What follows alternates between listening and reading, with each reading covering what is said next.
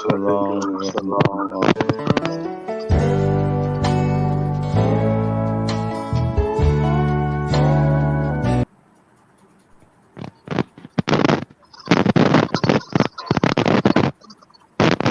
আসসালামু আলাইকুম রহমতুল্লাহ। সুপ্রিয় দর্শক, আমন্ত্রণ জানাচ্ছি সেন্টার ফর ন্যাশনাল কালচার বিএনপির 25 বছর পূর্তি উপলক্ষে আজকের জাতীয় জাতীয়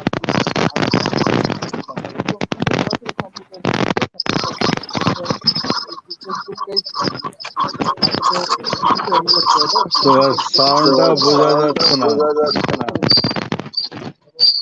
কমেন্টের মাধ্যমে যুক্ত হওয়ার সাউন্ড জন্য অস্পষ্ট।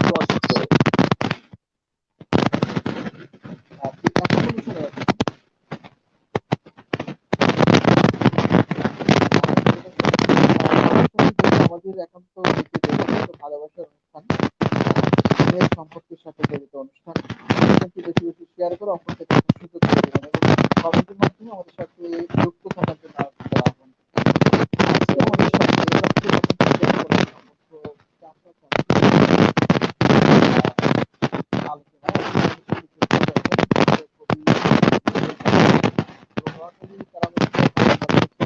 বাংলা বিভাগের সহকারী অধ্যাপক আব্দুল্লাহ আল মাহমুদ এবং আমাদের সাথে যুক্ত হয়েছে মোহাম্মদ আব্দুল্লাহ কাবিল মানে আমন্ত্রণ জানাচ্ছি আমাদের আজকের লাইভ। দর্শক, আমরা শুরুতে একটি কোরআন তেলাওয়াত থেকে শুনেছি, আমরা আমাদের আলোচনায় চলে যাবো। আমরা একটু কোরআন থেকে তেলাওয়াত শুনে আসি। اللهم اجعلنا ممن دعاك فأجبته وسالك فأعطيته وتوكل عليك فكفيته. يا من كفانا كل شيء اكفنا شر الأمراض وأعذنا من سيء الأسقام ومن شر كل شيء أنت آخذ بناصيته. اللهم إنا نسألك العافية من كل بلاء والشفاء من كل داء وأن تحفظنا من كل وباء. اللهم إنا نعوذ بك من البرص والجنون والجذام ومن سيء الأسقام. تحصنا بذي العزة والجبروت واعتصمنا برب الملكوت وتوكلنا على الحي الذي لا يموت. اللهم اصرف عنا الوباء وقنا شر الداء واصرف عنا البلاء برحمتك يا سميع الدعاء. اللهم إنا نعوذ بك من زوال نعمتك وتحول عافيتك وفجاءة نقمتك وجميع سخطك. اللهم إنا نعوذ بك من جهد البلاء ودرك الشقاء وسوء القضاء وشماتة الأعداء. اللهم إنا استودعناك بلادنا وأهلها كبارها وصغارها رجالها ونساءها. اللهم إنا استودعناك آباءنا وأمهاتنا وأزواجنا وذرياتنا وذوي أرحامنا وأقاربنا وجيراننا وصديقنا.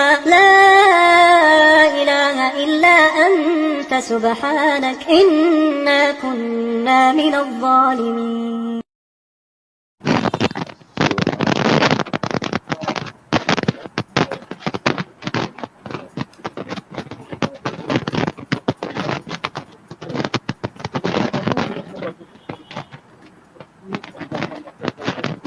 শোনা যাচ্ছে না ইসমাইল।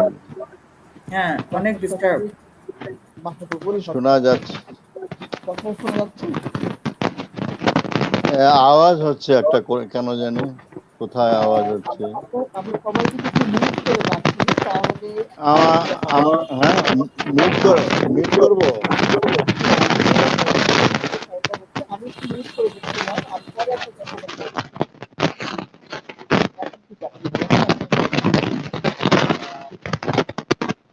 আমি কথা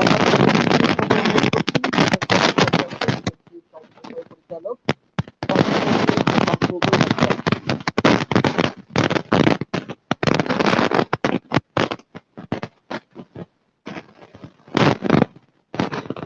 আপনাকে আনমিউট করতে হবে। হ্যাঁ, আমি এটা এই আওয়াজ হচ্ছে, এখনো আওয়াজ হচ্ছে। আ- আমি তো কিছু না শুনেই শুরু করলাম, মানে যেহেতু বড় পর্দায় আমি এসে গেছি, আমি বুঝলাম যে আমাকে কিছু বলার জন্য তুমি বড় পর্দায় দিয়েছো। কানে শুনি নাই কিন্তু কিছু আন্দাজ করে নিয়েছি। বিসমিল্লাহির রহমানির রহিম। রাব্বি ইশরাহ লি সাদরি ওয়া ইয়াসসির লি আমরি ওয়াহলুল উকদাতাম মিন লিসানি ইয়াফকাহু কাওলি। রব্বি জিদনি ইলমান ওয়া ফাহমান রব্বি ইয়াসসির ওয়া লা তুয়াসসির ওয়া তাম্মিম আলাইনা বিল খায়র। বন্ধুগণ, যে যেখানে বসে আমাদের এই ছোট্ট অনুষ্ঠানটি অবলোকন করছেন তাদের সবাইকে আমরা স্বাগত জানাচ্ছি, শুভেচ্ছা, ভালোবাসা, শ্রদ্ধা জানাচ্ছি।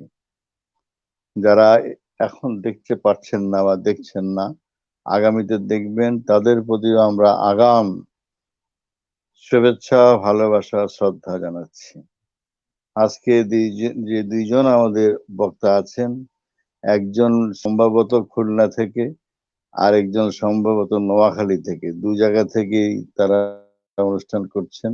আমরা বরাবর এটাই চাচ্ছিলাম যে আমরা যেন একটু ইন্টেরিয়রে, একটু রিমোট কর্নারে আমরা বুঝতে পারি। বাংলাদেশ মানে তো শুধু ঢাকা নয়, কিন্তু অবস্থাটা এমন হয়ে গেছে বাংলাদেশ মানেই ঢাকা, আর ঢাকা মানেই বাংলাদেশ। এর বাইরে আর যারা আছে তারা ঠিক ২ নম্বর নাগরিক বা ৩ নম্বর নাগরিক আর কি। তাদের সঙ্গে আমাদের মানে যোগাযোগ করাটা খুব ডিজিটাল সময়, তারপরেও আমরা যোগাযোগ করতে পারছি না। আমাদের ইন্টারনেট বলি, যাই বলি, আমরা অনেক দূর অগ্রসর হয়েছি, কোনো সন্দেহ নাই, কিন্তু আমাদের যোগাযোগটা সেভাবে হয়নি। কিছুক্ষণ পূর্ব পর্যন্ত বেশ একটু অগোছালো অবস্থা ছিল আমাদের ইন্টারনেটের। এখন আল্লাহর রহমতে কোরআনের কিছু শব্দ বোধহয় শয়তানের কানে পৌঁছেছে, সে বোধহয় একটু একটু ভয় টয় পেয়ে গেছে আর কি। তো খুব আমি কৃতজ্ঞতা প্রকাশ করছি মহান আল্লাহর কাছে, এবং আমি ধন্যবাদ জানাচ্ছি আমার ছোট ভাই ইসমাইলের কাছে যে সে খুব সুন্দরভাবে একটা কোরআন দিয়েছে।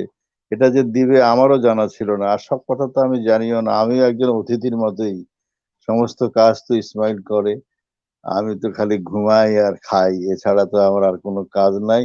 তো ভালো হয়েছে। হ্যাঁ, এইভাবে যদি প্রতিদিন তুমি দিতে পারো তাহলে বোধহয় আর ইন্টারনেটের খুব বেশি অসুবিধা হবে না। তো এটা এটা যদি সরকারের কানেও যদি পৌঁছাতে পারো যে ইন্টারনেটে যেখানে যেখানে এটার মানে উৎস আছে, এটার মানে যা যা আছে ওইসব জায়গায় যদি এরকম কোরআন পাঠের ব্যবস্থা করা যায়, তাহলে হয়তো আমাদের ইন্টারনেটের আর কোনো প্রবলেম সেভাবে হবে না। সরকারের কান আবার সবসময় খোলা থাকে না, এটা একটা সমস্যা আছে।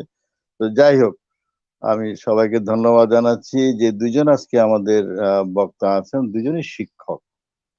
হ্যাঁ, শিক্ষকরা আমাদের গুরু। আমি সেলিউট জানাচ্ছি, শ্রদ্ধা, ভালোবাসা জানাচ্ছি যে তারা আমাদের শিক্ষক। আমরা তো জীবনে শিক্ষক হতে পারিনি, ছাত্র হতে পারিনি, তো শিক্ষক হওয়া তো দূরের কথা। হ্যাঁ, ইসমাইল আর আমার দুজনেরই একই অবস্থা, আমরা দুজনেই ভালো ছাত্র না খুব একটা। এই জন্যই আমরা ওই ব্যানার টানাই আর ওই ভালো ভালো লোকদেরকে ডেকে এনে আমরা কথা বলি। আমাদের কথাও জানি না, জ্ঞান নাই, বিদ্যা নাই, বুদ্ধি নাই, প্রজ্ঞা নাই, কোনো কিছু নাই। হ্যাঁ, আমরা এই জন্যই এই যে মানে মানে আপনাদেরকে ডাকি আর কি, ডেকে কিছু ভালো কথা শোনার চেষ্টা করি, শোনানোর চেষ্টা করি। সত্যি কথা বলছি, এর মধ্যে কোনো ২ নম্বর কোনো কথা নেই, একেবারে অরিজিনাল কথা বলছি। যে এই জন্যই আমরা চেষ্টা করি, কারণ আরেকটু চেষ্টা করি যে একটু রিমোট কর্নারে পৌঁছার জন্য। আজকে একজন ম্যাডামকে দেখছি, তাকে মানে আমাদের পরিচয় নাই, সেন্টার ফর ন্যাশনাল কালচারের সঙ্গে তার কোনো পরিচয় নাই, আমারও কোনো পরিচয় নাই। ইসমাইলের পরিচয় হয়তো একদিনের হতে পারে। এই কাজটি করেছেন আমাদের স্যার আব্দুল্লাহ আল মাহমুদ, তাকেও আমরা ধন্যবাদ জানাচ্ছি। এই ধরনের শিক্ষকদের যদি আমরা রিমোট কর্নার থেকে পাই, তাহলে হয়তো আমরা আরো গভীরের কথা পাবো। হ্যাঁ, আরো অনেক অনেক প্রজ্ঞা, অনেক ভিক্ষা, মানে জ্ঞান, মানে শিক্ষা, এসব আমরা পাবো। কারণ আহ, মানে আমাদের আমাদের প্রত্যন্ত অঞ্চলেও ভালো ভালো কলেজ আছে, ভালো ভালো স্কুল আছে, ভালো ভালো শিক্ষক আছে, এবং অনেক ভালো ভালো মাতা পিতাও আছে যারা এখনো অতটা ডিজিটাল হন নাই আর কি। হ্যাঁ, নন ডিজিটাল ফাদার অ্যান্ড মাদার বা শিক্ষক হয়তো রিমোট কর্নারও পাওয়া যাবে। আমি অনেক কথা বলে ফেললাম, তো আমাকে মাফ করবেন।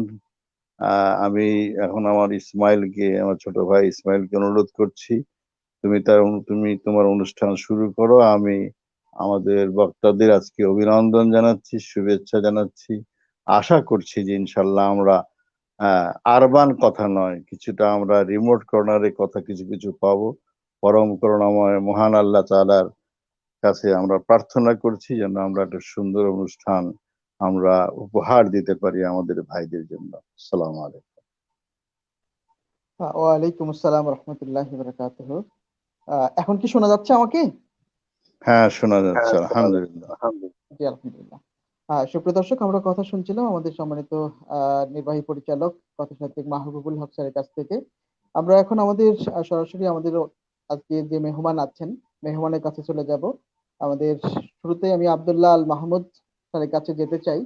আমি একটু যদি আমার কিউরিওসিটি থেকে আপনাকে যদি আমি একটু বলে দিতে চাই, সেটা হচ্ছেই যে দিন দিন আমাদের পরিবেশটা এমন হয়ে যাচ্ছে যে চাচা চাচিদের সাথে সম্পর্ক, মামা মামিদের সাথে সম্পর্ক খুব ভালো যাচ্ছে, সবারই ভালো যায়, কিন্তু চাচা তাই চাচিদের সাথে নাকি? সম্পর্ক খুব বেশি হুম। খুব বেশি মধুর হয় না। এর এর পেছনে হয়তো অনেকগুলো কারণও থাকতে পারে। আপনার দৃষ্টিতে সে কোন কারণগুলো হতে পারে এইটা আমাদেরকে একটু জানাবেন, এবং আপনার সাথে আপনার চাচা চাচিদের সম্পর্ক কেমন আছে বা আপনাদের ফ্যামিলির বন্ডিংটা কেমন সেই বিষয়টা যদি আমাদেরকে একটু জানান।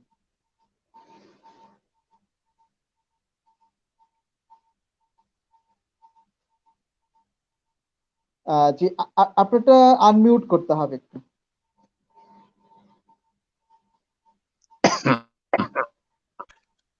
আমার কথা কি বোঝা যাচ্ছে? তো হ্যাঁ, হ্যাঁ, এখন শোনা যাচ্ছে, এখন শোনা যাচ্ছে।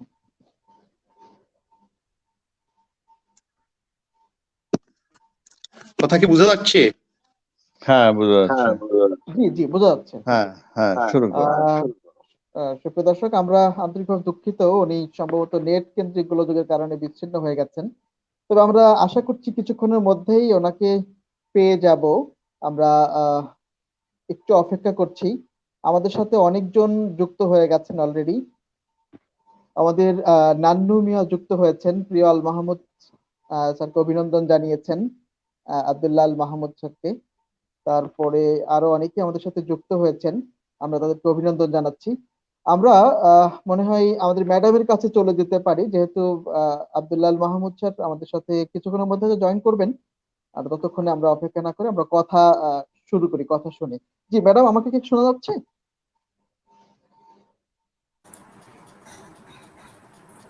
জি ম্যাডাম, আমাকে কি শোনা যাচ্ছে? হ্যাঁ, শোনা যাচ্ছে।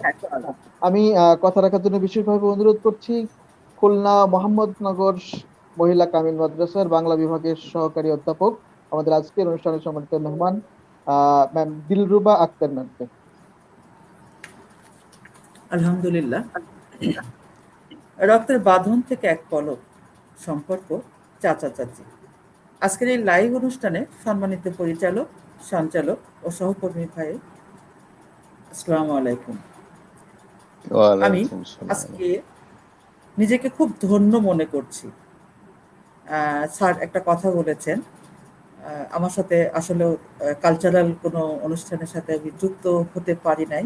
হয়তো এটা আমার ব্যর্থতা, আমি হয়তো চেষ্টা করি নাই।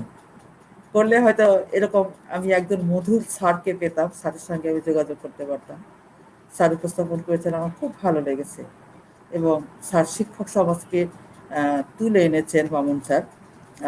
আমার এই জিনিসটা আমার কাছে খুবই একটা গুরুত্বপূর্ণ বিষয়, এবং নিজেকে মনে হচ্ছে যে না, আসলে আমাদের শিক্ষক সমাজকে জেগে ওঠা উচিত। আজকে শুরুতেই আমি মহান রব্বুল আলামিনের কাছে শুকরিয়া আদায় করছি যে আমরা এত সুন্দর একটা অনুষ্ঠানে যোগদান করতে পেরেছি। স্যার আমাকে বলেছেন যে শয়তান এখান থেকে বিতাড়িত হয়েছে। আসলে শয়তান এখান থেকে বিতাড়িত হয়েছে। আমরা এত সুন্দর এবং মহান রব্বুল আলামিনের প্রশংসা দিয়েই আমরা শুরু করেছি। আমাদের ইসমাইল হোসেন স্যার সুন্দর একটা তেলাওয়াতের মাধ্যমে আমাদের অনুষ্ঠানটা শুরু করিয়ে দিয়েছেন। আমার খুব ভালো লেগেছে। আসলে আপনাদের এই centre for national culture CNC যে 25 বছর পূর্তি উপলক্ষে যে বিশেষ ভার্চুয়াল অনুষ্ঠান চলছে, যে অনুষ্ঠানগুলো চলছে আমি আসলে সবগুলো দেখতে পারি নাই। যদি দেখতে পারতাম হয়তো ভালো লাগতো। আর আজকের এই অনুষ্ঠানের দোরগোড়ায় আমাকে যে অনুপ্রেরণা জুগিয়েছেন আমার আল মাহমুদ স্যার, হয়তো আরো আগে যদি ওনার সঙ্গে আমি যোগাযোগ করতে পারতাম তাইলে আমার আরো ভালো লাগতো, নিজেকে অনেক ধন্য মনে করতাম।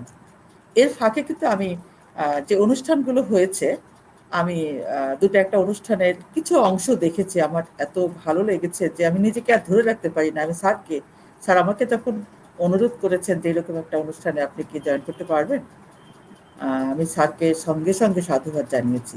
আপনাদেরকেও এই প্রতিষ্ঠানে যারা সংযুক্ত আছেন আমি সবাইকে সাধুবাদ জানাচ্ছি এই ধরনের একটা প্রেরণামূলক একটা অনুষ্ঠানকে উপস্থাপন করার জন্য। আমার এখানে ভালো লেগেছে, আমি এর আগের যে লাইভগুলো হয়েছিল সেখানে আমি দেখেছিলাম যে সেখানে সম্পর্কটা ছিল বাবা মা। এরপরেই আপনাদের যে একটা সুন্দর প্রয়াস যে বাবার পরেই কিন্তু চাচা, এবং এই চাচা সমাজ কে আমরা আমরা পাদটিকা গল্প করে পড়াই ছাত্রদেরকে, সেটা সৈয়দ মুস্তফা আলী। তো সেখানে আপনার পণ্ডিত সমাজকে অনাদৃত বলা হয়েছিল এক সময় যখন সংস্কৃত চতুষ্পাঠী এদেশে চলছিল। সেই হিসাবে আমার এখানে কেন জানি মনে হচ্ছে যে বাবার পরে এই চাচা পরিবারটা, চাচা সম্পর্কটা বর্তমানে যেন একটা অনাদৃত অবস্থা হয়ে গেছে।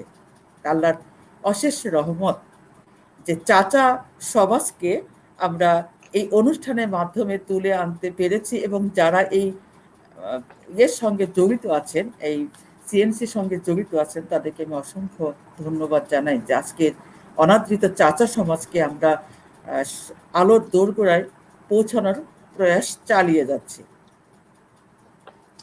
আমাদের আজকের সম্পর্ক চাচা চাচি, আসলে চাচা চাচি একটা মধুর সম্পর্ক। এইখান থেকে আমাদের সরে আসার বা এই সম্পর্ক থেকে দূরে থাকার আমাদের কিন্তু কোনো উপায় নেই। ওনারা আমাদের রক্তের বাঁধন। অন্য সময় আমি যে দুটা লাইভ দেখেছি আমাদের স্যাররা ছিলেন, কিন্তু আজকে আমি ব্যতিক্রম হয়ে গেছি, কারণ আমরা চাচা পরিবার থেকে কিন্তু অনেক দূরে আমরা আরেকটা পরিবারে চলে এসেছি। আপনারা এর সঙ্গে সংযুক্ত আছেন, তারপরেও এই সম্পর্ক থেকে আমরা দূরে সরে যাই নাই। আমরা কিন্তু ফ্যামিলির সঙ্গে আছি, যোগাযোগ করছি, কেমন আছেন তাদের শারীরিক অবস্থা জানার চেষ্টা করছি। এটা আসলে ফ্যামিলি বন্ডিং, আমাদের পারিবারিক যে বন্ধন, এই বন্ধনটা থেকে কিন্তু আসে। আমরা পরিবারকে যদি বাবার পাশাপাশি চাচাকে মূল্যায়ন করি, তাহলে কিন্তু আমরা একটা মধুর সম্পর্কে জড়িয়ে যাই। আমরা ছোটবেলায় ফিরে গেলে হয়তো সেই স্মৃতিচারণটা কিন্তু চাচাকে দিয়েই হয়, কারণ বাবা অনেক সময় আমাদেরকে সময় দিতে পারেন না। তখন কিন্তু চাচার সঙ্গেই আমাদের ছোট্ট আবদারগুলো, ভালোবাসাগুলো, ভালো লাগাগুলো আমরা কিন্তু শেয়ার করি। আমরা চাচার এই যে নাম, একটা সুন্দর ভালোবাসা, এটা কিন্তু আমরা যারা এখান থেকে বঞ্চিত হয়েছি, অনেকে চাচা নেই, তাতে অসুবিধা নেই, দেখা যাচ্ছে চাচা তো চাচা আছে। হ্যাঁ, এই ধরনের চাচার সঙ্গেই কিন্তু আমাদের পরিবারের সম্পর্ক আছে। আসলে আমি আমার ফ্যামিলিগত যে ব্যাপারটা, আমার চাচার সঙ্গে আমার সম্পর্ক, এইটার আগে আমি একটু আমার শ্বশুর বাড়ির যে ফ্যামিলিগত যে চাচা, অর্থাৎ আমার ছেলের যে চাচা, আমি এর সম্পর্কে একটু বলতে চাই। এটা না বললে আমি চাচার যে মূল্য, যে গুরুত্ব, যে অবদান, এটা কিন্তু আমরা ভুলেও যেতে পারি। আমার জীবনের একটা স্মরণীয় ঘটনা আছে, আমি একটু না বলে আমি পরবর্তী এতে যেতে পারছি না। আমার ফ্যামিলিতে আমার ছেলের চাচা, হয়তো আমার ছেলের বয়স এটা 2003 অথবা 4, বয়স 7 কি 8।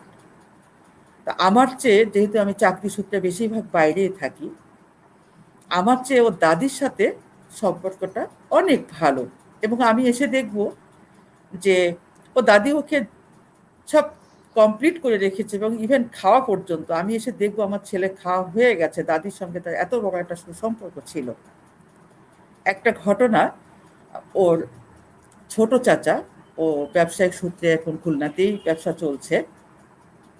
সে একদিন ব্যবসায়িক কাজ সেরে রাত তখন 11টা বাজে, আমার ছেলের গোশ খাওয়ার প্রচণ্ড নেশা, সে মুরগির গোশ তাকে দিতেই হবে। কোনো একটা কারণে আমাদের বাড়িতে ওই দিন গোশ রান্না হয় নাই। তো ও চাচা এসে দেখলো যে ছেলে তার দাদিকে বলছে, আজকে আমি গোশ ছাড়া ভাত খাবোই না, আমাকে যেভাবে হোক গোশ আমাকে দিতে হবে। চাচা বাড়িতে না ঢুকেই ওর কথাটুকু শুনেই বের হয়ে চলে গেছে। গেছে তখন 11:30 বাজে। স্বাভাবিকভাবে খুলনায় আপনার 11টার পরে হোটেলগুলো বন্ধ হয়ে যায়, খাবার দাবারও শেষ হয়ে যায়। তো ঘটনাক্রমে একটা হোটেলে যখন ও গিয়েছিল, তখন সেখানকার বয় বেয়ারার মধ্যে একজন খেতে বসবে, সে প্লেটে ভাত নিয়ে, ওই দিন হয়তো বা তাদের অন্য কোনো রান্না ছিল না, এক পিস মুরগির মাংস সে ভাতের উপর রেখে হাত ধুয়ে কেবল প্লেটে বসবে। ঠিক এই মুহূর্তে ওর চাচা সেখানে হাজির, এবং যখন সে ঘটনাটা খুলে বলেছিল, সে বয় সেটা না খেয়ে সঙ্গে সঙ্গে প্যাকেট করে আমার ছেলেকে দিয়েছিল। তাই ছেলে তখন চাচার এই আহ, অবদানটা, এই উপকারটা বা এই এটাকে এক প্রকার উপহারও বলা চলে, পাওয়ার পরে সে যে কি খুশি, এবং ওই যে মুহূর্তটা আমাকে অনেক নাড়া দিয়েছিল। আসলে চাচারা এমনই হয়, চাচারা রক্তের বাঁধনেই থাকে। আমরা যেমন মা এবং বাবাকে যখন তুলনা করি, তখন বলি বাবা ছায়ার মতো, বাবাকে দেখা যায় না, বাবাকে সামনে আনা যায় না, বাবা সবসময় আমাদের মাথায় ছাদ হয়ে থাকে। ঠিক তেমনিভাবে একটা পরিবারে বাবার পরে আমরা মনে করি চাচার অবদান। কারণ কিছু কথা থাকে যেগুলো বাবাকে বলা যায় না।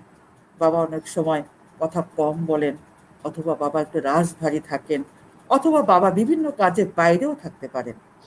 তখন কিন্তু বাবার সাহচর্যটা আমরা পাই না। তখন স্বাভাবিকভাবেই আমরা চাচাকেই তখন বাবার ভূমিকায় নিয়ে আসি, এবং খুব আনন্দের সাথে, স্বাচ্ছন্দ্যের সাথে আমরা চাচাকেই আমাদের নিজেদের ভালো লাগা, দুঃখ, কষ্ট, ভালোবাসা এগুলো কিন্তু শেয়ার করি। তো যাই হোক, সেই সূত্রে আজকে চাচাদের পরিবারের যে গুরুত্ব, চাচার যে অবদান, এবং চাচা বাবার মতো ছায়ার মতো কাজ করে থাকেন আমাদের পিছনে, এটা সত্যি ভোলার নয়। আমি তাহলে এখন আমার পারিবারিক সূত্রে চলে যাই।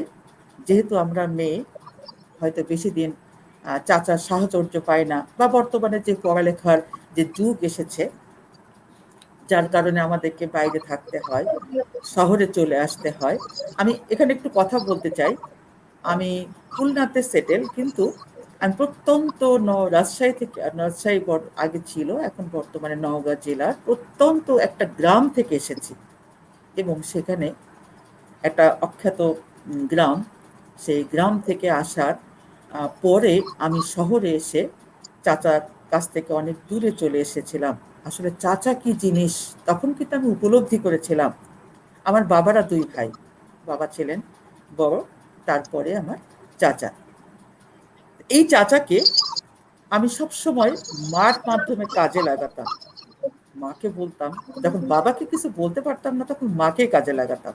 মা তখন চাচার সঙ্গে একটা লিয়াজু করে আমাকে সেই কাজটা করে দিতেন। আমার একটু মনে আছে, ছোটবেলা যেহেতু আমি গ্রামে ছিলাম, সেখানে যাত্রা পালা হতো, বিভিন্ন ধরনের মেলা হতো, এগুলো কিন্তু বাবার সঙ্গে আমরা শেয়ার করতে পারতাম না। তা যাত্রা কি জিনিস, এই জিনিসটা আমার খুব টানতো, যে যাত্রা কি, কিভাবে হয়, কি করে সেইখানে, কারা আছে সেইখানে। এই দৃষ্টিকোণ থেকে আমি মাকে জড়িয়ে ধরলাম, মা আজকে তুমি একটা কথা দাও, আমার একটা কথা রাখবে। কি কথা? মাকে বললাম, মা অমুক জায়গায় যাত্রা হচ্ছে, আমার খুব ইচ্ছে করছে আমি একটু যাত্রা দেখব। বাবাকে তো বলা যায় না। অতএব মা চাচার সঙ্গে লিয়াজু করে দিলেন যে ঠিক আছে, তোমার চাচাকে বলবো, চাচা তোমাকে নিয়ে যাবে। যেই কথা সেই কাজ, চাচার সঙ্গে কথা হলো, খুব আনন্দের সাথে চাচার সঙ্গে এক সন্ধ্যায় গেলাম। শুধু দেখার জন্য। আমি ওইখানে বেশিক্ষণ থাকবো না, কিন্তু চাচা এই যে সন্ধ্যাবেলা এবং আমাকে নিয়ে যাবেন, এ ধরনের কোনো রকম তার মনের মধ্যে আমি কোনো হেজিটেশন দেখি নাই। তার একটা ইচ্ছা যে হ্যাঁ, আমি এই ভাইজিকে আজকে যাত্রা গান দেখাবো, বা যাত্রা সেখানে কি হয় এইটুকু আমি দেখা। আর আমারও ইচ্ছা ছিল আমি পুরো থাকবো না, আমি জাস্ট দেখবো। যাই হোক, চাচা আমাকে নিয়ে গেলেন। নিয়ে যাওয়ার পরে সেখানে আমাদের প্রতিবেশী এক ভাইয়ের সঙ্গে দেখা। চাচা আমাকে সেখানে, আমি ছোট, চাচা আমাকে সেখানে বসিয়ে রেখে হুট করে বাইরে গেলেন। বাইরে যেয়ে উনি আমার জন্য কিছু মজার মজার খাবার নিয়ে আসলেন। তখনই চাচা কিন্তু আমাকে বলে যান নাই যে খাবারটা আমার জন্য বা কিছু আনতে যাচ্ছে, এটাও না। আমি তো অবাক। এটাই হলো চাচার ধর্ম, যে আমি আমার ভাতিজিকে নিয়ে এসেছি, আমরা এখানে বসবো, মজা করে কিছু খাবো। এই যে তার উপলব্ধি, এটা কিন্তু আমরা আসলে ওইভাবে দেখতাম না। এখন বড় হয়েছি, পরের ঘর করছি, সেই পূর্বের স্মৃতি চাচা আমাদের মাথায় ছিল না। আপনাদের এই সুন্দর প্রয়াস আমাকে আজকে চাচাকে উপলব্ধি করতে দিয়েছে, এর জন্য আমি অসংখ্য অসংখ্য ধন্যবাদ আপনাদেরকে জানাই। আমি ভুলে গিয়েছিলাম পূর্বের সেই স্মৃতি, পূর্বের সেই আবেগ, পূর্বের সেই ভালোবাসা। আজকে এটা আমাকে অনেক প্রাণবন্ত করে তুলেছে, এবং আমি আপনাদের জন্য অনেক অনেক দোয়া করি। আপনাদের যে প্রয়াস, এই প্রয়াসটা যেন নিরন্তর চলতে থাকে, এবং আমরা এই শিক্ষক সমাজ সহ সমাজে আরও যারা আছেন এখানে যেন সংশ্লিষ্ট হতে পারেন, এবং এই চাচা কাহিনীকে যেন তুলে আনতে পারেন, বাবার পরে চাচার অবস্থানকে যেন তুলে ধরতে পারেন এবং সহজ করে দেন। আমি কোনো একটা লাইভে শুনেছিলাম, সেখানে চাচার পাশাপাশি মামাদের কথা উঠেছে, এবং মামা সমাজটাও কিন্তু অনেক মজার। কিন্তু আসলে সত্যিকার অর্থে রক্তের বন্ধন কিন্তু চাচা। আমরা চাচা মামাকে দুই দৃষ্টিকোণ থেকে দেখি, একটা মা কুল থেকে আর একটা বাবা কুল থেকে। আসলে চাচারা সবসময় কাছে থাকেন বলে চাচাদের সেই আবেগ অনুভূতিটাকে আমরা ওইভাবে উপলব্ধি করতে পারি না। আর মামা মানেই মজার কাহিনী, মজার ভালোবাসা, মামা মানে মজার বাড়ি, মামার বাড়ি মজার বাড়ি। আমরা সেই কবিতা, যে কবিতা আমরা পড়ি, যে আয় ছেলেরা আয় মেয়েরা ফুল তুলিতে যায়, ফুলের মালা গলায় দিয়ে মামার বাড়ি যাই। দেখেন, আমরা কিন্তু মামা যে মজার জিনিস এই কবিতার মাধ্যমে কিন্তু আমরা বলতে পারছি, অথচ চাচাকে নিয়ে কিন্তু আমরা এই ধরনের কবিতা পাই নাই। যদি আমরা চাচাকে আজকে তুলে আনতে পারি আপনাদের এই অনুষ্ঠানের মাধ্যমে, হয়তোবা আমরাও একটা বিশাল কিছু তৈরি করতে পারবো, এবং চাচা সমাজকে সমাজে আলোকিত করে তুলতে পারবো। তো যাই হোক, এই কল্যাণী ধারাবাহিক, এই বাংলাদেশ কিন্তু আত্মিক বন্ধনে আবদ্ধ। বাবার পরেই চাচার স্থান। সঙ্গত কারণেই আজকের এই অনুষ্ঠানের মূল সুর। ম্যাডাম, আপনাকে আর 2 মিনিটের বেশি সময় যে আমরা দিতে পারছি না, আমরা খুব জি, দুঃখিত। ধন্যবাদ, আপনার ধন্যবাদ। সুন্দর, যাই হোক, আপনার কথা খুব সুন্দর হচ্ছে, কিন্তু সময় বয়ে গেছে অনেকটাই আর কি, জি, আমরা জি, বেশি সময় নিয়ে ফেলেছিলাম। হ্যাঁ, জি, আবার জি, আরেকদিন আপনার কথা শুনবো। আপনি 2 মিনিটের মধ্যে একটু ক্লোজ করার চেষ্টা করবেন, মেহরবানি করে। জি, জি। আমি আর বেশি, যেহেতু স্যার আমাকে সময় বেঁধে দিয়েছেন, আরো অনেক কিছু হৃদয় থেকে উচ্চারিত হচ্ছিল। হয়তো সময়ের কারণে আমরা এখানে আর বেশি সময় নিতেও পারছি না। তো যাই হোক, আমরা যেন এই চাচার অনুভূতি, উপলব্ধি, ভালোবাসাকে তুলে আনতে পারি, এবং চাচাকে সমাজে আলোকিত করতে পারি মামাদের পাশাপাশি। এর অর্থ এই না যে মামাদেরকে আমরা অস্বীকার করব, অবশ্যই রাইট। মামাদের পাশাপাশি চাচাকেও এই সুন্দর অবস্থানে যেন আমরা নিতে পারি, এই প্রত্যাশা রেখেই আমি আমার এই সংক্ষিপ্ত কথা এখানে শেষ করছি। আসসালামু আলাইকুম। আচ্ছা। ওয়ালাইকুম আসসালাম রহমতুল্লাহ। অসংখ্য ধন্যবাদ জানাচ্ছি ম্যামকে সুন্দর বাচনভঙ্গের মধ্যে দিয়ে আমাদের সাথে কমিউনিকেট করার জন্য। বিষয়টা আমরা চাচা চাচি নিয়ে কথা বলছি।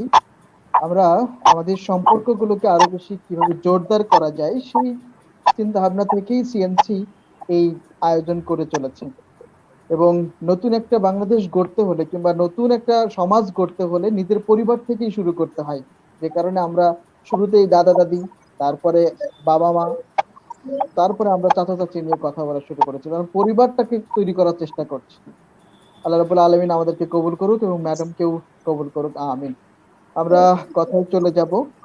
আমাদের সাথে যুক্ত হয়েছেন আবারও আমাদের আজকের অনুষ্ঠানের মেহমান, নোয়াখালী কারামতিয়া কামিল মাদ্রাসার সম্মানিত বাংলা বিভাগের সহকারী অধ্যাপক, বিশিষ্ট কবি ও নজরুল গবেষক আব্দুল্লাহ আল মাহমুদ স্যার।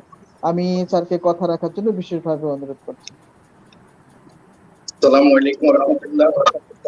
আমি প্রথমে দুঃখ প্রকাশ করছি, আমার এই ওয়াইফাই সংযোগ একটু বিঘ্ন হওয়াতে সাময়িকভাবে আমি একটু আলাদা হয়ে গেছিলাম। যাই হোক, আল্লাহর বিশেষ মেহেরবানি আমি আবার লাইভে আসতে পেরেছি। আমি আমাদের দিলরুবা ম্যাডামের কথাগুলা খুব মনোমুগ্ধকর ভাবে শুনেছিলাম।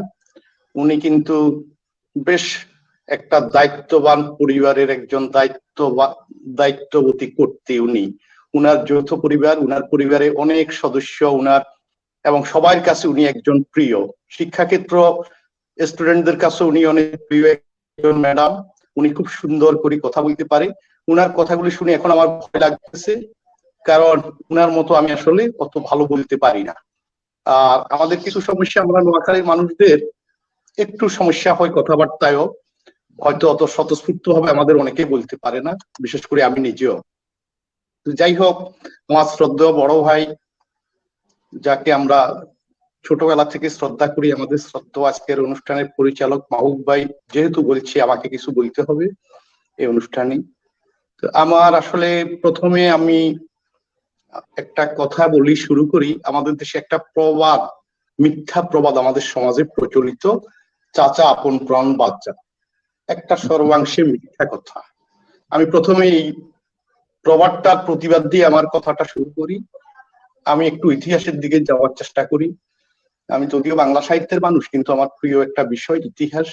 হয়তো এটা আমার পিতার থেকে আমরা উত্তরাধিকার সূত্রে পেয়েছি। বাবার ইতিহাসের প্রতি এক ধরনের খুব আকর্ষণ ছিল। তো এই ইতিহাসটা হয়তো আমাদের সবাই জানা, তারপর একটু আমি নিয়ে আসতেছি। সম্ভবত 576 সালের দিকের কথা। একজন মা তার সন্তান, 6 বছরের সন্তানকে নিয়ে, একজন দাসী নিয়ে আরবের উত্তপ্ত মরুবালুকার মধ্য দিয়ে যাচ্ছিলেন ছেলেটার বাবার কবর জিয়ারত করার জন্য। সেই ছেলে হয়েছে যার কারণে পৃথিবীতে একটা সুন্দর সভ্য সমাজের আমরা একটা মানবিক মূল্যবোধ নিয়ে আমরা জন্ম হয়েছি, যার কারণে সেই মোহাম্মদ সাল্লাল্লাহু আলাইহি সাল্লামকে তার মা আমিনা যাচ্ছিলেন পিতার কবর জিয়ারতের জন্য। কিন্তু মালিকের হুকুম ভিন্ন, প্রতিমধ্যে মা মারা গেছে। পিতা তো এর আগে, জন্মের আগে মারা গেছে, যেহেতু পিতার কবর জিয়ারতের জন্য যাইতেছে, সাথে একজন দাসী উম্মে আইমন। তবে মা ছেলেকে উম্মে আইমনের হাতে দিয়ে বলছে, আমার ছেলেটাকে তুমি দেখবে।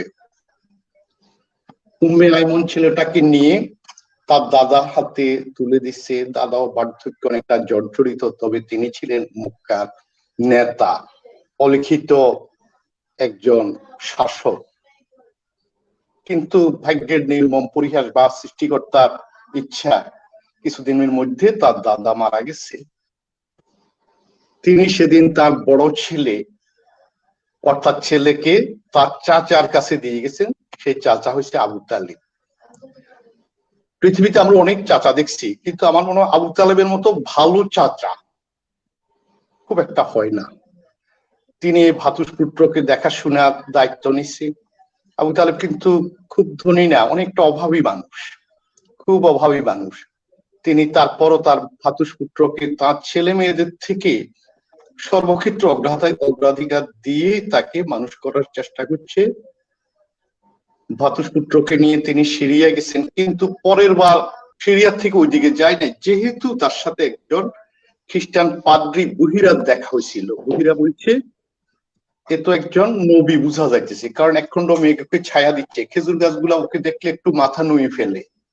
এবং সে বাইবেলে দেখাইলো যে বাইবেলের যে প্রতীক্ষিত শেষ নবীর কথা বলা হইতেছে, এ শেষ পয়গম্বর, শেষ নবী, এবং বলছে ওইদিকে তুমি আর যাইও না। আবু তালেব কিন্তু তার ব্যবসার ক্ষতি করা হওয়া সত্ত্বেও ভাতিজাকে দিয়ে আর ওইদিকে যায় নাই, ফিরিয়ে এসেছিল। এরপর আমরা দেখি আবু তালেব জানে তার ভাতিজা আলামিন, তার ভাতিজার অনেক বৈশিষ্ট্য যা মক্কার অন্য কোনো ছেলেদের সাথে মিলে না।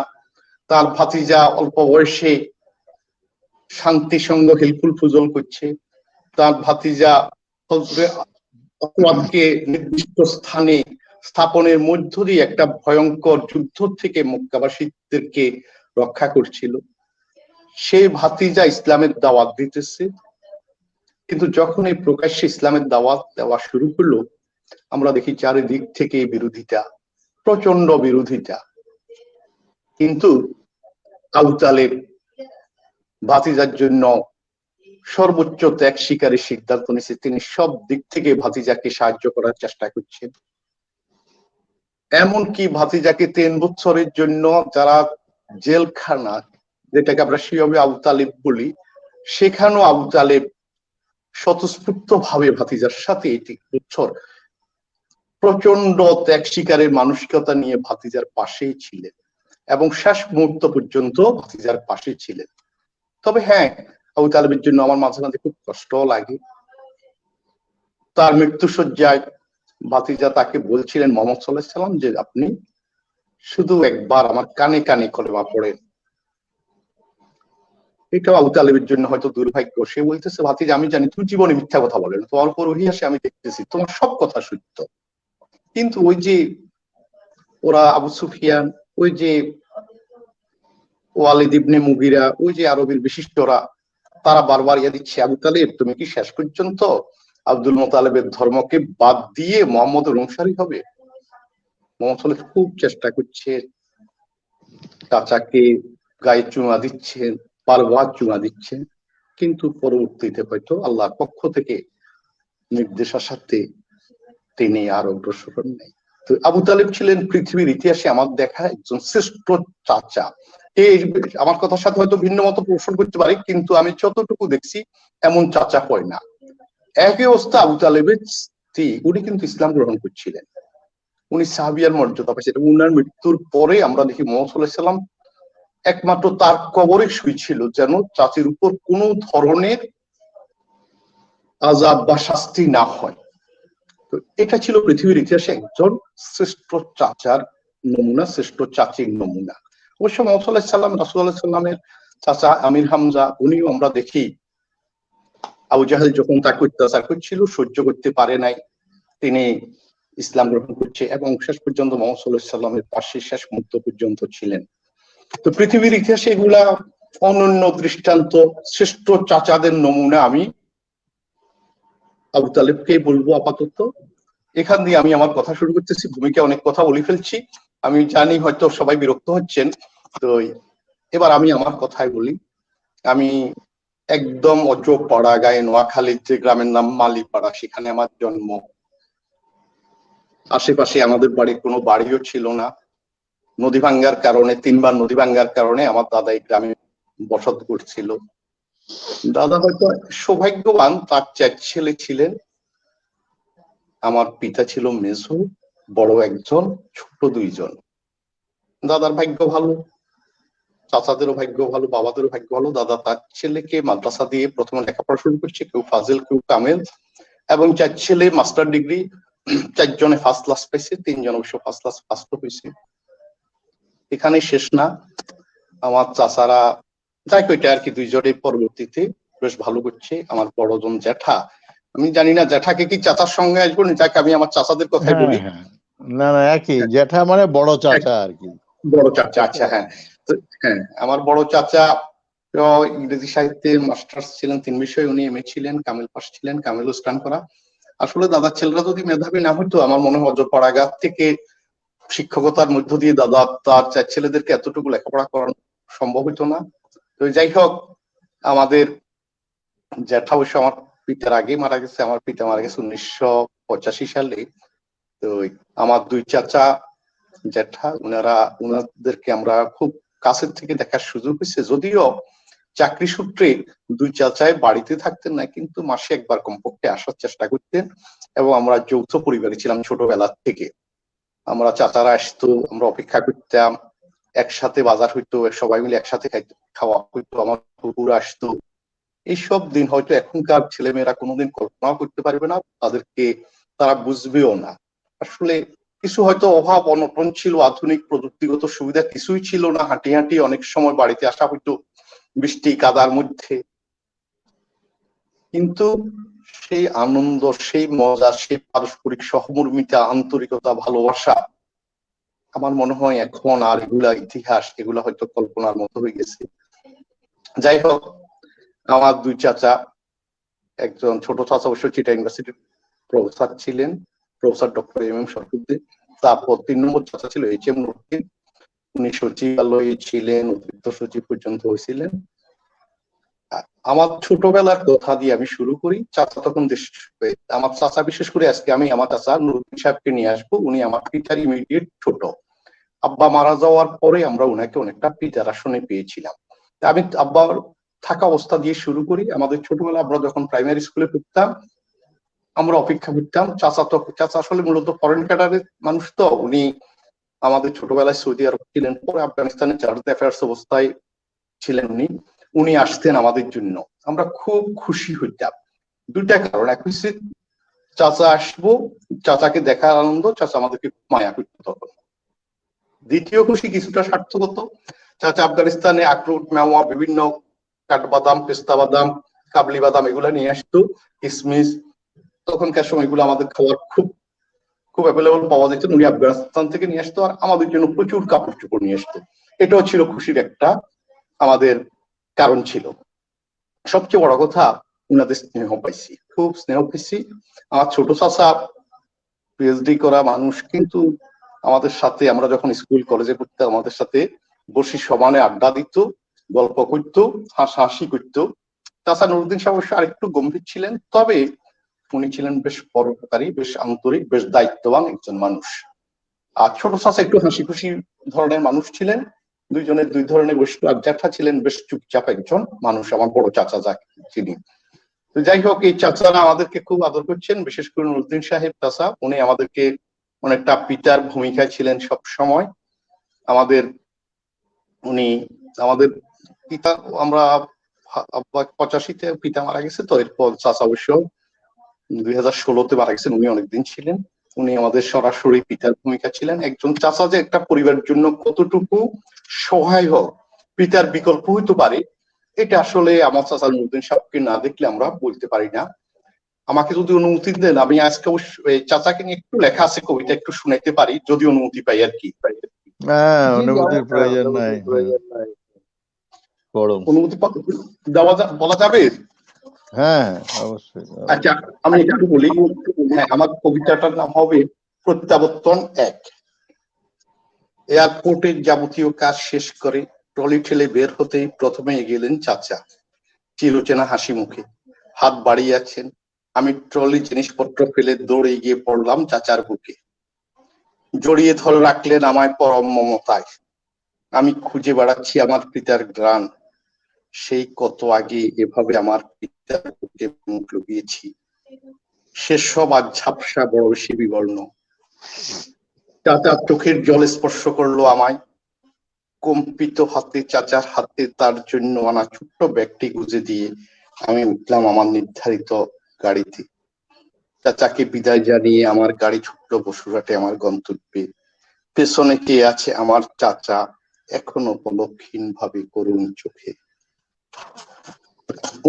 প্রত্যাবর্তন দুটাও করতে পারে, অবশ্য থাক, না হলে ওইটাও হবে। ওইটা অবশ্য চাচার সাথে না, বিষয়টা ছিল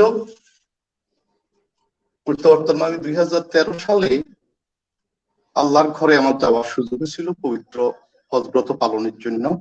সেখান থেকে আসার পর আমার চাচার চোখ থেকে জল পড়তেছিল, তবে সেটা ছিল আনন্দ অশ্রু, সেটা ছিল আনন্দ অশ্রু। উনি হয়তো আমাদেরকে এইভাবে চেয়েছিলেন, উনার স্বপ্ন হয়তো উনি মনে করছে হয়তো তখন পূরণ হয়েছে। আমি কবিতার বাকি অংশটা পড়লে আমার এটা একটু স্পষ্ট হবে। ঠিক রাত 1:30 গাড়ি এসে থামলো আমার বাসার সামনে। সকলের আগে গিন্নি দৌড়ে এলো, পিছনে সুমাইয়া শাফিকের সাথে আমার মা। আমিও দীর্ঘদিন পর সকলকে দেখে তাড়াতাড়ি কাঁধের ব্যাগটি নিয়ে গাড়ি থেকে নামলাম। কিন্তু কি তাজ্জব, গিন্নি আমাকে দেখে তাড়াহুড়া করে পালালেন। যেতে যেতে মাকে বললেন, ওরা না অন্য কোনো হুজুর, মনে হয় পাশের বাসার মেহমানই হবে। সকলে চলে গেল, ছেলে মেয়ে 2জন থেকে গেল। কেমন আছো বলতে চিৎকার চেঁচামেচিতে গরম হলো বাসা। পাপা এসেছে, তুমি বুঝি চেনোনি? আম্মু তুমি না? অবশ্য গিন্নিকে দোষ দিয়ে লাভ নাই, কেননা এই আমি যাওয়ার আগে ছিলাম অন্য একজন। টি শার্ট প্যান্ট পরা টকবগে তরুণ, ফিরে এলাম রুমাল জুব্বার সাথে, চেহারায় বাহ্যিক পরিবর্তন নিয়ে। রাত দুপুরে বিল্ডিং এর অনেকেই একসাথ হলো। খাওয়া দাওয়ার পর ক্লান্তিতে আমার চোখ বুঝে এলো। ভদ্রতার খাতিরে বলতে পারছি না কাউকে কিছু। মা আমার অবস্থা দেখে বললেন, রাত আর বেশি বাকি নেই, সবাই ঘুমিয়ে পড়ো, সকালে সব কথা হবে। বোমা ও শোয়ার ব্যবস্থা করো। আমিও বাঁচলাম হাঁপ ছেড়ে। দীর্ঘদিন পর ফিরে এলাম আমার চিরচেনা বেডরুমে, আমার নিরাপদ আশ্রয়ে। তো যাই হোক, আমার চাচা আমাকে দেখে সেদিন বুকে জড়িয়ে ধরছিলেন। দীর্ঘ সময় পর্যন্ত উনার বুকে ছিলাম। উনি অনেক বেশি খুশি হয়েছে, উনার চোখ দিয়ে পানি পড়তেছিল, আমি বুঝতেছি এটা আনন্দশ্রু ছিল। এরপর চাচা ঢাকা থাকতেন, আমি নোয়াখালীর বসুরহাটে। আমাদের বাড়িতে যখন ঘরে তালা পড়লো, আমরা কেউ থাকি না, কিন্তু চাচা আমার বাড়ির বিকল্প হিসাবে আমার বাসাটা নিয়েছিল। উনি আসতেন, সব সময় আসতেন, প্রত্যেক 2-3 মাস পরে আসতেন, 2-3 দিন থাকতেন। আমি ওনাকে নিয়ে গ্রামে বিভিন্ন আত্মীয় স্বজনের বাড়িতে যেতাম, রাজ্যের কথা হতো। এই কথার মধ্যে ছিল উপদেশ, এই কথার মধ্যে ছিল হাসি, এই কথার মধ্যে ছিল আন্তরিকতা, দায়িত্ববোধ, আমার জীবনের শিখার অনেক কিছু। আমি কৃতজ্ঞ আমার চাচাদের কাছে, বিশেষ করে চাচা নুরুদ্দিন সাহেবের কাছে, যার কাছ থেকে আমার বিশ্ববিদ্যালয় জীবনের বেশ কিছু সময় তার কাছে থাকা হয়েছিল হলে উঠার আগে। বিভিন্ন সময় তার কাছ থেকে বিভিন্ন ধরনের সহায়তা পেয়েছি, অনেক শিক্ষণীয় বিষয় ছিল। এবং সত্যিকারের চাচা বলতে যে বাবার বিকল্প, সেটা আমরা পেয়েছি ওনাদের কাছ থেকে। এই প্রসঙ্গে আমার মনে আছে 1996 সালে আমি প্রথম চাচা হয়েছিলাম। আসলে চাচা হওয়ার মজাই আলাদা। আমার মনে আছে, আমার তখন বেতন খুব কম ছিল, 1 মাসের বেতন ছিল পকেটে। আমার প্রায় পুরোটাই আমি মিষ্টি টিষ্টি খাবাই সবাইকে, সব শেষ। এবং তারপর আমার একটা অতৃপ্তি, আরো কিছু করতে পারলাম না। তখন আমার আবার মনে পড়লো ওই মোহাম্মদ সাল্লাল্লাহু আলাইহি সাল্লামের জীবনের, উনার জন্মের কথা শুনি আবু লাহাব তার দাসীকে মুক্ত করে দিয়েছিল, সুয়াইবাকে, যে আমি এত খুশির খবর তুমি দিয়েছিল। যদিও আবু লাহাব পরবর্তীতে মোহাম্মদ সাল্লাল্লাহু আলাইহি সাল্লামের শত্রুতার কোনো বাকি রাখেনি, কিন্তু শুরুতে তার প্রতিক্রিয়াটা ছিল খুব ভালো প্রতিক্রিয়া, যেটা আসলে চাচাদের মধ্যে এরকম হওয়া উচিত আর কি। কিন্তু আমাদের সমাজে এখন ম্যাডাম একটু সে ছিল, চাচারা লাগছেন একটু কেমন, চাচাদের থেকেও অনেক সময় বাচ্চারা আগের মতন নিতে চায় না। কিন্তু চাচারা সবসময় চাচারা সবসময় বাবার বিকল্প। অনেক সময় চাচারা হয়তো কঠিন কথাও ভাতিজাদেরকে বলে, তবে তাদের শিক্ষার জন্য, তাদের কল্যাণের জন্য, তাদের ভালোর জন্য, যেটা আমিও করি। অনেক সময় আমার ভাতিজাদের কোনো অন্যায় দেখলে আমি বলে ফেলি সাথে সাথে, এইটা এইভাবে হবে, একটু আগেই বলি। তো যাই হোক, কিন্তু এখানে উদ্দেশ্য থাকে ওদের ভালো, ওদের কল্যাণ। তো যাই হোক, আসলে চাচার বিকল্প আমার মনে হয় আমাদের মাঝে নাই। চাচারা বাবার বিকল্প, চাচারা আমাদের অভিভাবক। এবং চাচাদের সাথে যৌথ পরিবার না হোক, অন্তত চাচাদের সাথে সুসম্পর্কের মধ্য দিয়ে আমরা একটা সুন্দর সমাজ বিনির্মাণ করতে পারি। আমাদের সেই যৌথ পরিবার অভাব অভিযোগ ছিল, কিন্তু তখন আমাদের বাচ্চাদের মধ্যে সুইসাইডের চিন্তা ছিল না। এখন তো এটা হতাশার একটা লক্ষণ।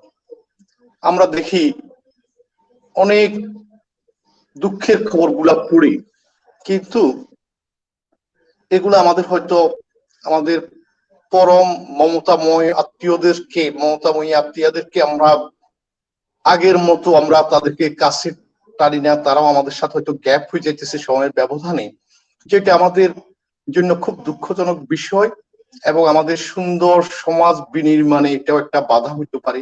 আমরা আশা করব আমরা যারা চাচা আছি, আমাদের যারা ভাতিজা আছে, আমরা আগের মতো সুন্দর একটা সবার সাথে পারস্পরিক সুসম্পর্কের মধ্য দিয়ে আমরা অনেক কিছু করতে পারি। আর একটা বিষয়, চাচাদের ইয়ং হইতে পারে, বৃদ্ধ হইতে পারে, কিন্তু চাচারা সবসময় চাচাদের চুলদাড়ি কিন্তু আপনি পাকে না, অভিজ্ঞতার থেকে তাদের পাকে, তাদের দেখা অনেক বেশি, তাদের আন্তরিকতা অনেক বেশি। তো আমি আশা করব আমাদের আগামী দিনগুলোতে আমাদের চাচাদের সাথে, চাচিদের সাথে আমাদের সুসম্পর্ক গুলা যেন আগের মতো থাকে, আমরা তাহলে সুন্দর সমাজ নির্মাণ করতে পারবো। এবং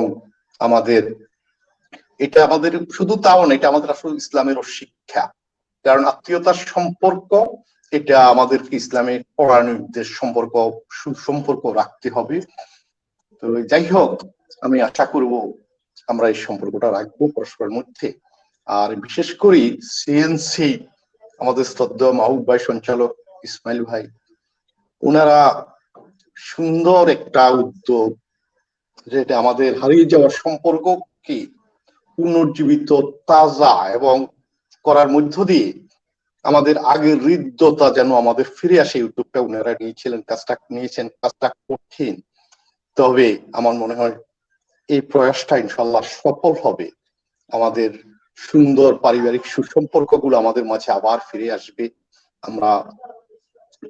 আমরা যেন ইনশাল্লাহ আমাদের আগের মতো ইসলামের শিক্ষা মতো আমাদের ধর্মীয়তা, আবেগিক, সামাজিকতা সব দিক থেকে আমরা চাচা চাচিদের সাথে সুসম্পর্কটা আমরা রাখতে পারি। আমরা এই চেষ্টাটাই করব। আশা করি আমাদের সিএনসির এই উদ্যোগটা ইনশাল্লাহ সফল হবে।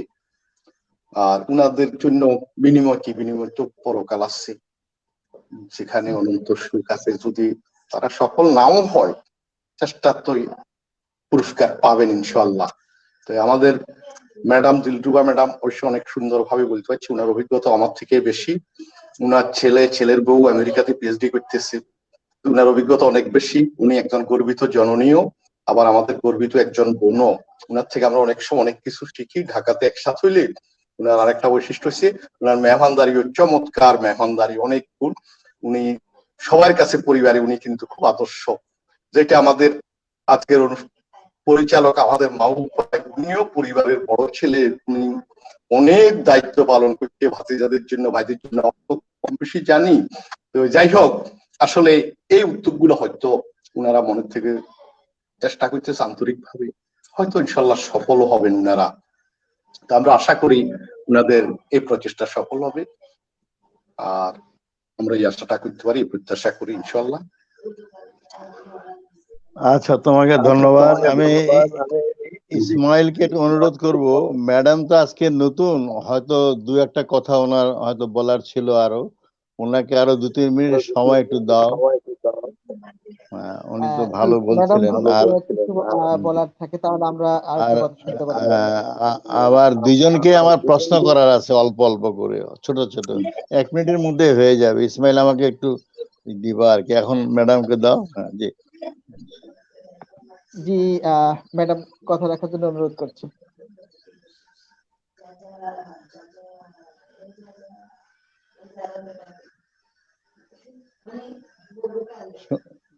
শোনা যাচ্ছে না।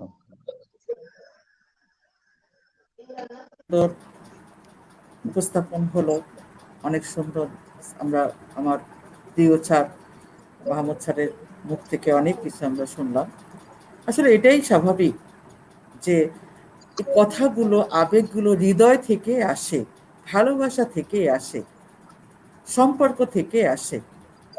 এই সম্পর্ককে যেন আমরা আরো এগিয়ে নিয়ে যেতে পারি এবং আপনাদের মতো এই সুন্দর সুন্দর অনুষ্ঠান দিয়ে সুন্দর মানুষগুলোকে সামনে নিয়ে এসে, সামনে তুলে তাদের সুন্দর বক্তব্যগুলো শুনে যেন আমরা আরো ইন্সপায়ার হতে পারি।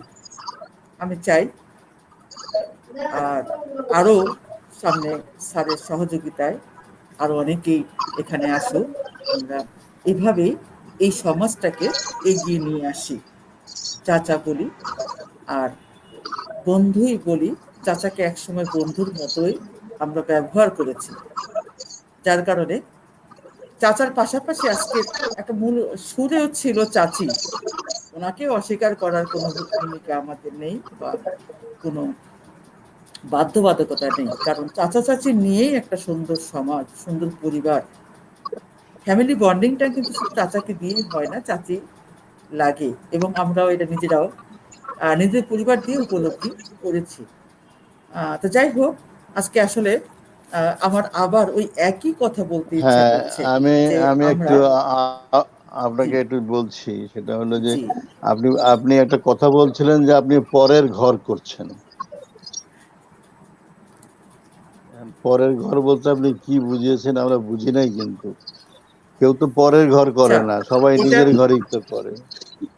এইটা সাধারণ একটা এটা হচ্ছে জাস্ট বলার কথা, আসলে কিন্তু আচ্ছা আচ্ছা, ওটা হৃদয়ের কথা না। মানে আগে এটা পর ছিল, হৃদয়ের পরে কথা আপন না, আপন হয়ে গেল। মনের কথা না। হ্যাঁ, সেটাই, মানে আপনার এটা ওই ঘরটা তো স্বাভাবিকভাবে আপনার ওই ঘরটা তো আগে থেকে নির্দিষ্ট হয়ে আছে, তাই না? জি সুতরাং জি জি ওটাকে আমরা আর পরের ঘর কেন বলবো, তাই না? এটা ওই যে বাংলাদেশে আমরা বলি যে পরের ঘর জি করি। হ্যাঁ, কথাটা সমাজে বোধহয় বলে ঠিক নয়। হ্যাঁ, হ্যাঁ, জি জি জি ইসলামিক্যালিও বোধহয় ঠিক না। যদি আমরা হ্যাঁ হ্যাঁ মানে আমাদের তকদিরে বিশ্বাস করি, আমাদের মানে আমাদের বলছি না কপাল তকদির, আমাদের মানে যা যা, এটা তো আর তকদির ও লা ইয়ারুদ্দু, তাই না? যাই হোক, এটা আমি একটু জি দুষ্টামি করলাম যে আপনি পরের ঘরে না স্যার, বলেছিলেন। থ্যাংক তো ইউ স্যার, আপনাকে আর অসংখ্য আপনি পরের ঘর বলবেন না, কেননা ওদিকে আবার হ্যাঁ সমস্যা হ্যাঁ হবে আবার আরেকটা। কারণ অবশ্যই না আমরা তো একটা সোশ্যাল বন্ডিং চাচ্ছি, তাই না? এই জি জি বন্ডিং এর জন্য এটা একটা মানে মানে অন্য ধরনের কথা হয়ে যাবে। আমি হ্যাঁ আব্দুল্লাহ আল মাহমুদকে জিজ্ঞেস করছি, ও বারবার বলতেছিল আগের মতো আগের মতো।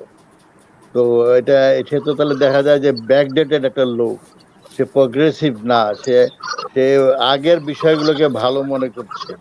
তো এটা আমার একটা প্রশ্ন হলো যে এই যে দেখো এখন আব্দুল্লাহ আল মাহমুদের মতো আহ, মানে আমাদের আমাদের পাড়ায় পাড়ায় গ্রামে গ্রামে কত শিক্ষিত লোক। হ্যাঁ, আমি আর আব্দুল্লাহ একই এলাকার লোক, তো কত শিক্ষিত লোক। আগেকার বাবা মারা তো, আগেকার চাচারা তো এত শিক্ষিত ছিল না, দরিদ্র ছিল, মানে লেখাপড়া ছিল না, তারপর একটা সামাজিক একটা বন্ডেজ ছিল, তাই না? কিন্তু আমরা যে এত পিএইচডি হলাম, এত লেখাপড়া করলাম, হ্যাঁ, এত বিসিএস হলাম, এত কিছু, তো তাহলে এখন আগের মতো তুমি বলছো কেন বারবার? হ্যাঁ, আগের মতো আসলে বললে, হ্যাঁ, হ্যাঁ, হ্যাঁ, সেটা হ্যাঁ, একটু আমাদের ব্যাখ্যা করা শিক্ষা, দরকার। প্রাতিষ্ঠানিক শিক্ষা অনেক হলো, আমাদের অর্থনৈতিক সমৃদ্ধি আসলো। আমি আমাদের গ্রামের বাড়ি, আমরা অনেক হাঁটি, কাদার মধ্যে যাইতাম, এখন বাড়ি পর্যন্ত গাড়ি চলে, পাকা রাস্তা, সুন্দর হ্যাঁ, সব সুবিধা আধুনিক পাইছি। হ্যাঁ, কিন্তু আমার মনে হচ্ছে ওই যে আগের যে আন্তরিকতা, ভালোবাসা, মায়া, মমতা, মনে হয় যেন এখন আগের মতো পাই না।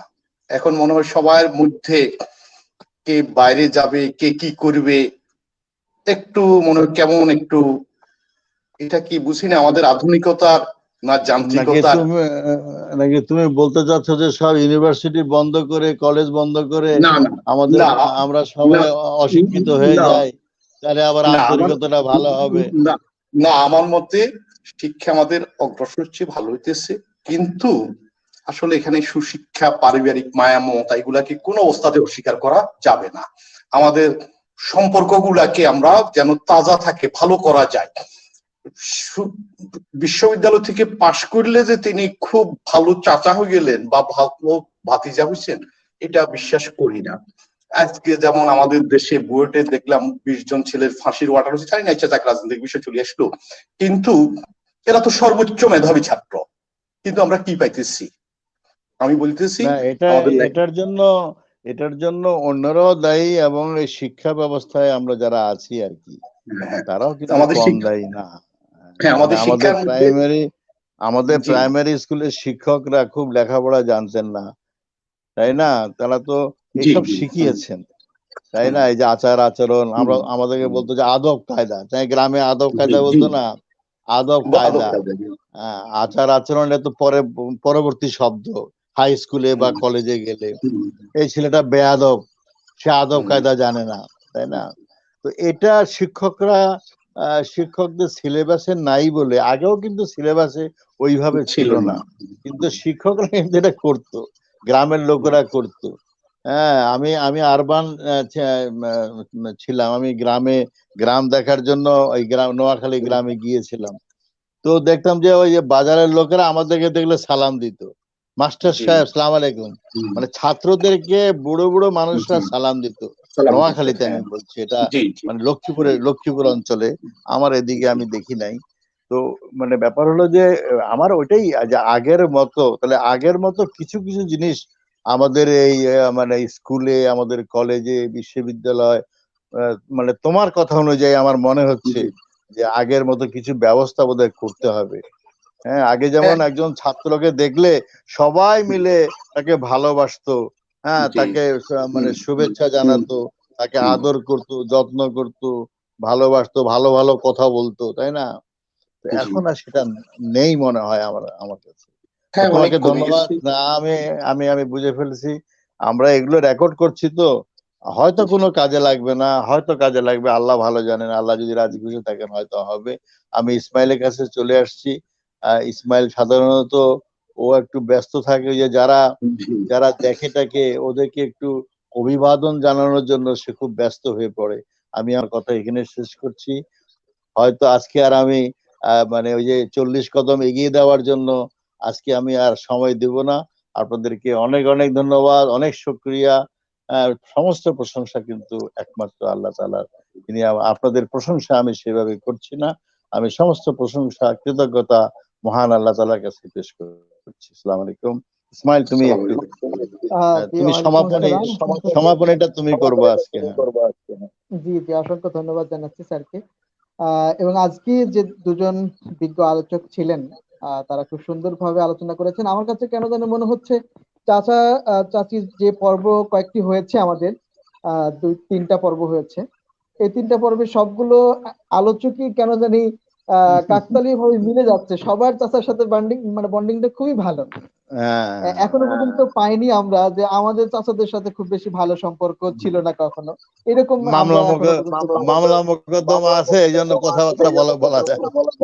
হ্যাঁ, হ্যাঁ, আমরা এইরকম এখনো পর্যন্ত চাচাচাচি খুঁজে পাইনি। আলহামদুলিল্লাহ। এটাও আল্লাহ রাব্বুল আলামিনের অশেষ মেহেরবানি আর কি। তবে আমার কাছে যেটা মনে হয়েছে সেটা হচ্ছে, যদি ভাইয়ের সাথে ভাইয়ের সম্পর্ক ভালো হয়ে যায় বা ভালো রাইট। থাকে, তাহলে ভাতিজা কিংবা চাচার সাথে সম্পর্কটা অটোমেটিক্যালি ভালো হয়ে যায়। কারেক্ট।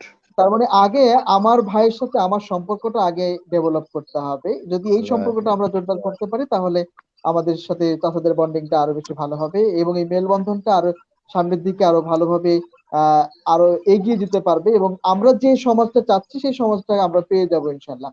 আমাদের সাথে ইনশাআল্লাহ। অনেকেই যুক্ত ছিলেন। আহ আমাদের সাথে আজকে যারা যুক্ত ছিলেন তারা ম্যাক্সিমামই আমাদের যে দুজন স্যার ম্যাডাম ছিলেন তাদেরই মনে হচ্ছেন ছাত্র ছাত্রী হবেন। সবাই আচ্ছা, স্যারদেরকে অভিনন্দন জানিয়েছেন। সবাই অসংখ্য ধন্যবাদ জানিয়েছেন, অনেকেই বেস্ট উইশেস জানিয়েছেন, তারপরে সালাম জানিয়েছেন আপনাদেরকে। আমরা সবাইকে অসংখ্য ধন্যবাদ জানাচ্ছি আমাদের সাথে যুক্ত থাকার জন্য। না, এবং এখানে আমি একটা কথা বলি, শিক্ষক শিক্ষক মানেই তো চাচা, তাই না? আর মহিলা শিক্ষক মানে চাচি, তাই না? ওই দৃষ্টিভঙ্গি থেকেই বোধহয় অভিবাদন গুলো এসছে আর কি। আমরা জি, ওদেরকে অভিবাদন জানাচ্ছি, সত্যি তাই না? ধন্যবাদ জানাচ্ছি। জি, জি, অসংখ্য ধন্যবাদ জানাচ্ছি আমাদের সাথে যুক্ত থাকার জন্য। আমরা অনুষ্ঠানের একেবারেই শেষ পর্যায়ে চলে এসেছি। আজকের আলোচকদেরকে আরো একবার মোবারকবাদ জানিয়েই আজকের মতো আলোচনা এখানেই শেষ করব। তার আগে আগামী অনুষ্ঠান দেখার আমন্ত্রণ জানাচ্ছি সবাইকে। সবাই আল্লাহ রাব্বুল আলামিন সবাইকে সুস্থ রাখুন, সুন্দর জীবনযাপন করার তৌফিক দান করুন। আমিন। আসসালামু আলাইকুম ওয়া রাহমাতুল্লাহ। Salute to our teachers.